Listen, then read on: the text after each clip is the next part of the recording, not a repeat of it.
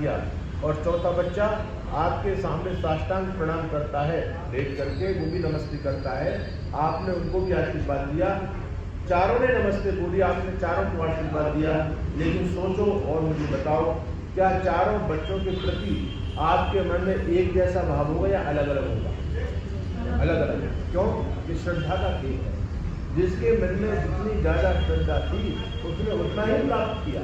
इसी प्रकार से संत वचनों में, गुरु वचनों में, वेद शास्त्रों में ईश्वर के प्रति जितनी हमारी श्रद्धा बढ़ेगी उतना ही हम अर्जित कर सकते हैं। तो जीवन में श्रद्धा का होना बहुत जरूरी है। श्रद्धा सत्यमाप्यते। और जब व्यक्ति के जीवन में श्रद्धा आ जाती है तो वो अभिलषित पदार्थों को प्राप्त कर लेता है। गुरु के प्रति जब शिष्य श्रद्धान्वित होता है तो आप लोगों में कोई टीचर हो तो इस बात को फील करेगा कि जब बच्चा श्रद्धालु होता है गुरु के प्रति तो गुरु के मन में ये भाव होता है कि मेरे मन में जो कुछ भी है, जो कुछ भी, मैं सब कुछ बच्चे से दूँ। कितना भाव होता है।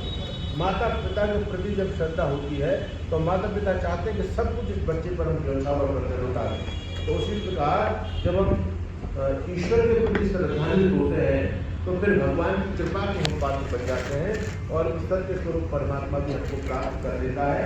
वो हमको अपनी गोदी में बिठाने का अधिकारी मान लेता है और हम उसकी सन्निधि को प्राप्त हो जाते हैं। तो जीवन में श्रद्धा का होना बहुत जरूरी है। अश्रद्धा नहीं होती, श्रद्धा। श्रद्धा से करो।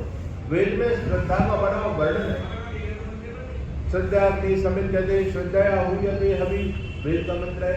कहते हैं आप जो यज्ञ करते हैं ना, इसको श्रद्धा से करो। श्रद्धा अपनी समित जाते, जब अपने प्रज्वलित करो तो इसको श्रद्धा से करो। नहीं तो क्या है, आप माचिस ऐसे जला करके और ऐसे भी डाल सकते हो दिल्ली, तब भी अग्नि जल जाएगी। लेकिन वेद कहता नहीं, श्रद्धा से करो। श्रद्धाया हूयते हवि, जो हवि दे रहे हो वो भी श्रद्धा से दो। ऐसा नहीं कि आपने तो फेंक दिया, नहीं।